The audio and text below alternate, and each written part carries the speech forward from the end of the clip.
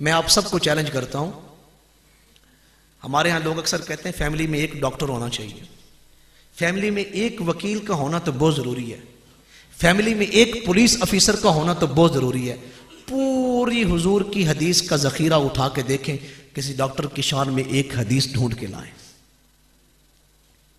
کسی وکیل کی شان میں ایک حدیث مبارکہ ڈھونڈ کے لائیں، کسی پولیس والے کی شان میں ایک حدیث مبارکہ ڈھونڈ کے لائیں۔ جس کو جو بھی عزت اگر ملے گی قیامت والے دن یا اس دنیا میں، اسے دین کی برکت سے دی جائے گی۔ آپ کبھی بادشاہی مسجد گئے لاہور میں؟ یقیناً آپ گئے ہوں گے۔ آپ جانتے ہیں یہ مسجد کس نے بنائی ہے؟ اورنگزیب نے۔ ان لوگوں نے عظمتیں کیسے پائی ہیں؟ اورنگزیب یہ مغلیہ خاندان کا بادشاہ ہے۔ جب اس نے مسجد تعمیر کی، اور یہ اتنے نیک بادشاہ تھے مسلمانوں کے، جب اس نے مسجد بنائی تو اس نے کہا اس مسجد کی پہلی اینٹ بنیاد وہ شخص رکھے جس کی زندگی میں کبھی تہجد کی نماز قضا نہ ہوئی ہو، وہ اس کی اینٹ رکھے پہلی۔ تو وہاں علماء کے سر جھکے رہے، پیران عظام کے سر جھکے رہے، حفاظ کے سر جھکے رہے، حجاج کے سر جھکے رہے۔ کچھ عرصے کے بعد بادشاہ نے خود پہلی اینٹ رکھی، کہا اللہ کی قسم ہے جب سے میں نے ہوش سنبھالا ہے، سفر میں، حضر میں، خوشی میں، غمی میں، بارش میں، طوفان میں، آندھی میں، سردی میں، گرمی میں، جب سے میں نے ہوش سنبھالا ہے میری تہجد کی نماز کبھی قضا نہیں ہوئی۔ اور صرف یہ نہیں کہ مسجد ہی بنا دی، اتنی بڑی مسجد بنا دی تو بس میں اب جنتی بن گیا ہوں۔ ہمارے ہاں لوگ سمجھتے ہیں میں نے محلے کی مسجد بنا دی ہے، اب مجھے نمازیں پڑھنے کی ضرورت نہیں، مجھے مسجد میں جھاڑو دینے کی ضرورت نہیں، اب مجھے مسجد کی خدمت کرنے کی ضرورت نہیں، مجھے مسجد میں بیٹھ کے ذکر کرنے کی، قرآن پڑھنے کی مجھے ضرورت نہیں۔ لوگ یہ سمجھتے ہیں آج کل۔ جب اس نے مسجد بنائی تو پھر اس نے اپنے بیٹے کو مدرسے میں ڈالا، کہا جب پہلا رمضان اس مسجد کی جو ہے وہ تعمیر کے بعد جو پہلا رمضان آئے گا اس مسجد میں، میرا بیٹا قرآن مجید کی تلاوت سنائے گا اور نماز تراویح میں مکمل قرآن پڑھے گا۔ بادشاہ کا بیٹا مدرسے میں بیٹھ کے قرآن مجید کو حفظ کر رہا ہے۔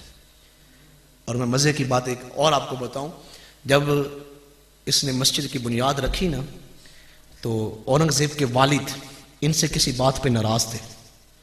اللہ تعالیٰ نے بیٹے کو حافظ بنا دیا، رمضان شریف سر پہ آ گیا، اب بیٹا تیار ہے بادشاہی مسجد میں قرآن مجید سنانے کے لیے نماز تراویح میں۔ دلوں کو تھام کے سنیے ہم کیسے لوگ تھے اور آج ہم کہاں کھڑے ہیں۔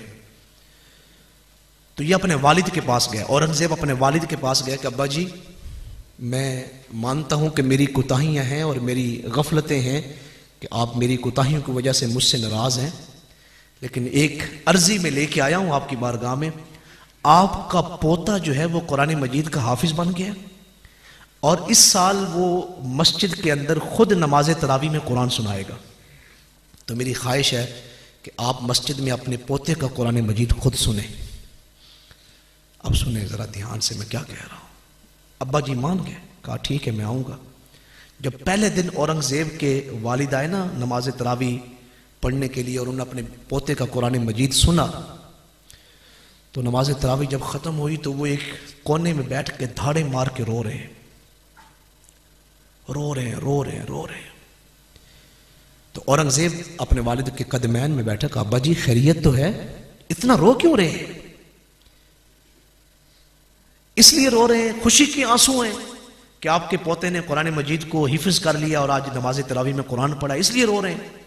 فرمایا نہیں، اس بات کی تو مجھے خوشی ہے کہ میرا پوتا قرآن مجید کا حافظ بنا ہے اور میں نے اپنے پوتے کا قرآن مجید سنا ہے، اس بات کی مجھے خوشی ہے، لیکن یہ آنسو خوشی کے نہیں۔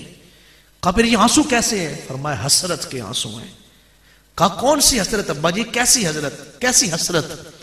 فرمایا اورنگزیب قیامت والے دن نور کا تاج تجھے پہنایا جائے گا، مجھے نہیں پہنایا جائے گا، جس پہ شہداء، صلحاء، انبیاء رش کریں گے جب حافظ قرآن کے والدین نورانی تاج پہن کے میدان محشر میں آئیں گے، جس کی روشنی حضور نے فرمایا سورج سے بھی زیادہ ہوگی، اور لوگوں کی نظریں وہاں جو ہے وہ لگ جائیں گی، یہ کون خوش نصیب آ رہے ہیں جن کو اتنے قیمتی اور اتنے نورانی تاج پہنائے گئے۔ تو اورنگزیب کے والد نے کہا مجھے خوشی تو ہے کہ یہ میرا پوتا حافظ قرآن بن گیا ہے اور اس نے نماز تراویح میں قرآن پڑھا ہے، لیکن رو اس لیے رہا ہوں قیامت والے دن تاج تمہیں پہنایا جائے گا، مجھے نہیں پہنایا جائے گا۔ اللہ ایسی اولادیں ہر کسی کو دے۔ جب اورنگزیب نے سنا نا کہ میرے ابا جی اس لیے رو رہے ہیں قیامت والے دن تاج مجھے نہیں پہنایا جائے گا، تو اسی وقت دل میں ارادہ کیا اب میں قرآن مجید کو حفظ کروں گا۔ بادشاہت کی کرسی پہ انسان بیٹھا ہو، 7 ملکوں پہ انسان حکومت کر رہا ہو، پھر بھی ٹائم نکال کے اورنگزیب نے قرآن مجید کو حفظ کیا ہے۔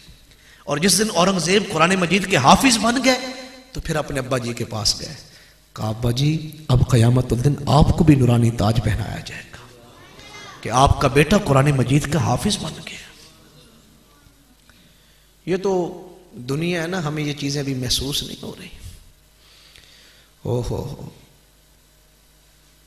یہ جو رزق کا ذمہ ہے نا میرے بھائیو، رزق کا ذمہ یہ تو اللہ تعالیٰ کے ذمہ میں ہے۔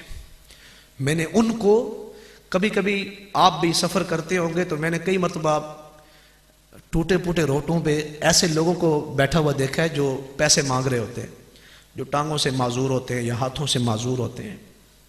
لیکن میں کئی ایسے لوگوں کو جانتا ہوں جو ہاتھوں سے بھی معذور ہیں، ٹانگوں سے بھی معذور ہیں، وہ صحت مند اور بڑے بڑے بزنس مینوں سے اچھا کھانا کھا رہے ہوتے ہیں۔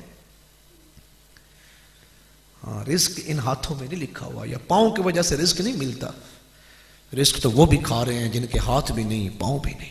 اللہ رزق تو ان کو بھی دے رہا ہے۔ وَمَا مِن دَابَّةٍ فِي الْأَرْضِ إِلَّا عَلَى اللَّهِ رِزْقُهَا وَيَعْلَمُ مُسْتَقَرَّهَا وَمُسْتَوْدَعَهَا۔ اللہ ان تک بھی رزق پہنچا رہا ہے۔ رزق کے لیے اپنی اولادوں کا مستقبل اور اپنا مستقبل خراب نہ کریں۔ میں نے کئی ایسے بچوں کو دیکھا ہے جن کو پتہ ہی نہیں تھا میں نے والد کو غسل کیسے دینا ہے، جن کو پتہ ہی نہیں تھا میں نے والد کی جنازے میں دعائیں کون سی پڑھنی ہے۔ بڑی بڑی ڈگریاں تو ان کو دے دی۔ مجھے ایک کہیں میں بیان کرنے گیا تو ایک صاحب مجھے ملے، انہوں نے کہا جی میرا بیٹا تھا، بس ایک، تو میری جتنی پراپرٹی تھی، جتنی میری زمین تھی، ساری بیچ کے نا میں نے اپنے بیٹے کو امریکہ بھیج دیا ڈاکٹر بننے کے لیے، سب کچھ بیچ کے، حتیٰ کہ رہنے والا گھر تک میں نے بیچ دیا اور میں کرائے میں رہنے لگ گیا، اور میں نے اپنے بیٹے کو امریکہ بھیج دیا کہ ڈاکٹر بن جائے۔ میرا بیٹا ڈاکٹر بن کے ڈگریاں لے کے پاکستان واپس آ گیا۔ جب وہ پاکستان آیا تو بھی تھوڑے ماہ گزرے تھے، اس کو کوئی جاب بھی نہیں تھی ملی اور اس نے کوئی سیٹ اپ بھی نہیں تھا لگایا۔ میرے بیٹے کی اچانک طبیعت خراب ہو گئی، ہم قریب کی ہسپتالوں میں لے گئے، پھر لاہور کیا، پھر کراچی کیا، پھر اسلام آباد کیا، بڑے بڑے ہاسپٹلوں میں ہم لے گئے۔ تو میرے بیٹے کے یہ جو گردے تھے یہ ختم ہو گئے، میں ان گردوں کو ہم واش کرانے لگے، بس نوبت اس حد تک آ گئی کہ صاف نظر آ رہا تھا کہ میرا بیٹا بچنا نہیں۔ تو ایک دن میں اپنے بیٹے کے پاس بیٹھا ہوا تھا سرہانے، اور میرا بیٹا چارپائی پہ تھا، تو میرا بیٹا مجھے دیکھ کے رو رہا تھا۔ میں نے بیٹے سے پوچھا بیٹا کیوں رو رہے ہو؟ کہا ابا جی آپ کی زندگی کی جتنی پونجی تھی آپ نے میری پڑھائی پہ لگا دی، میں ڈاکٹر بن گیا، اب کیفیت یہ ہے کہ میں بچتا ہوا نظر نہیں آ رہا، جتنے پیسے تھے سب آپ نے میری تعلیم پہ لگا دیے، یہ ڈگریاں تو میرے پاس ہیں، یہ کاغذ تو میرے پاس ہیں، اگر میں کچھ دنوں کے بعد مر گیا تو یہ کاغذ تمہارے کس کام آئیں گے، یہ ڈگریاں تمہارے کس کام آئیں گی؟ پھر میرے بیٹے نے ایک بات کہی، کہا ابا جی اگر آپ مجھے دین کا عالم بنا دیتے تو آپ ایک عالم دین کے باپ ہوتے، میری بھی آخرت اچھی ہو جاتی، آپ کی آخرت بھی اچھی ہو جاتی۔ قیامت والے دن کسی ڈاکٹر سے نہیں کہا جائے گا کہ آپ جو ہے وہ کوئی ڈگری کا سبق پڑھ کے سنائیں اور جنت کی سیڑھیوں پہ چڑھتے جائیں۔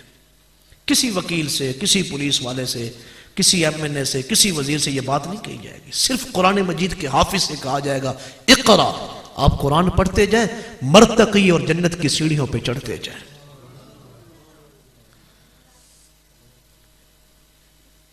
آئیں واپس پلٹیں اس طرف، ہمارے ہاں اس چیز کی بڑی ضرورت ہے کہ ہم خود قرآن میں کچھ دن پہلے جب مطالعہ کر رہا تھا میں نے اسلام کی وہ خواتین دیکھی ہیں جنہوں نے مدارس قائم کیے ہیں، وہ خواتین میں نے دیکھی ہیں جنہوں نے مدارس قائم کیے، پھر ان کے بچے صلاح الدین ایوبی بنے، نور الدین زنگی بنے، جب مائیں نیک تھی، مائیں قرآن مجید پڑھنے والی تھی۔